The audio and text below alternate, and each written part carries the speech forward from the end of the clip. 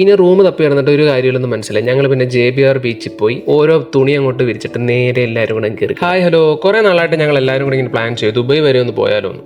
പക്ഷെ നടക്കാറില്ല. ഇന്നെന്തായാലും വർക്ക് കഴിഞ്ഞ് തിരിച്ചു വരുന്ന വഴി എല്ലാവരും കൂടി ഇങ്ങനെ ഡിസ്കസ് ചെയ്ത് പോകാമെന്നുള്ള ധാരണയായി. പലർക്കും താല്പര്യമില്ലായിരുന്നു. പിന്നെ എന്തായാലും ഉന്തിത്തള്ളി പറഞ്ഞ് എല്ലാവരും സെറ്റ്. അങ്ങനെ എന്തായാലും ഞങ്ങൾ അലയിലുള്ള ബസ് സ്റ്റേഷനിൽ നിന്ന് നേരെ ബസ് കയറി ദുബായിൽ ചെന്നിറങ്ങി. പോകുന്ന വഴിയാണ് അസ്മറിന്റെ ഈ ഫ്രണ്ടിനെ കണ്ടത്. പുള്ളിക്കാരനും ശ്രീലങ്കൻ. പുള്ളിക്കാരൻ ഇങ്ങനെ ദുബൈയിൽ എങ്ങനെ പോകണം, എവിടെ ഇറങ്ങണം, എന്തെല്ലാം കാണാനുണ്ടെന്നെല്ലാം ഞങ്ങൾക്ക് ഡീറ്റെയിൽഡ് ആയിട്ട് പറഞ്ഞു. അടുത്ത പരിപാടി എന്ന് പറഞ്ഞാൽ എവിടെയെങ്കിലും ഒരു റൂം കണ്ടെത്തി ഒന്ന് കിടക്കുക എന്നുള്ളൊരു പരിപാടിയായിരുന്നു.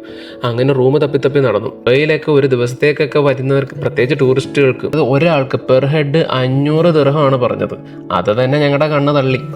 പിന്നെ ഞങ്ങൾ വേറെ ഒരു പ്ലാനിലേക്ക് എത്തി. ഇനി റൂം തപ്പി കിടന്നിട്ട് ഒരു കാര്യമില്ലെന്ന് മനസ്സിലായി. ഞങ്ങൾ പിന്നെ JBR ബീച്ചിൽ പോയി ഓരോ തുണി അങ്ങോട്ട് വിരിച്ചിട്ട് നേരെ എല്ലാവരും കൂടെ കയറി കിടന്നു. അന്നത്തെ ദിവസം അവിടെ കിടന്നുറങ്ങിയിട്ട് പിറ്റേ ദിവസം മാളിലൊക്കെ ഒന്ന് പോയി കറങ്ങി. മാളിലൊക്കെ പോയി കറങ്ങിയിട്ട് ബാത്റൂമിലൊക്കെ ഒന്ന് പോകണമല്ലോ. അങ്ങനെ ബാത്റൂമിലൊക്കെ പോകാൻ വേണ്ടി അവിടെ കയറിയപ്പോഴാണ് ഇവിടുത്തെ ബാത്റൂമിൻ്റെ ഒക്കെ വൃത്തിയുണ്ടോ, എന്തുമാത്രം വൃത്തിയോടാണ്. ഇതൊക്കെ ശരിക്കും കണ്ട ഒരു റൂമാണെന്ന് തോന്നുന്നു. ആ ഒരു ഫീലാണ് വെച്ചിരിക്കുന്നത്. അങ്ങനെ മാളിലൊക്കെ ഇങ്ങനെ ചുറ്റിക്കറങ്ങി നടക്കുന്ന സമയത്താണ് നമ്മുടെ ടർക്കിഷ് ഐസ്ക്രീം കണ്ടത്. ടർക്കിഷ് ഐസ്ക്രീം ഞാൻ ഒരുപാട് വീഡിയോസിൽ ഇങ്ങനെ കണ്ടിട്ടുണ്ട്, ഇങ്ങനെ നമ്മളെ പറ്റിക്കുന്ന രീതിയിലൊക്കെ ചെയ്യുന്നത്. അപ്പം നമുക്കത് മേടിക്കണം, അതിൻ്റെ ഒന്ന് എക്സ്പീരിയൻസ് ചെയ്യണം എന്നൊക്കെ തോന്നി.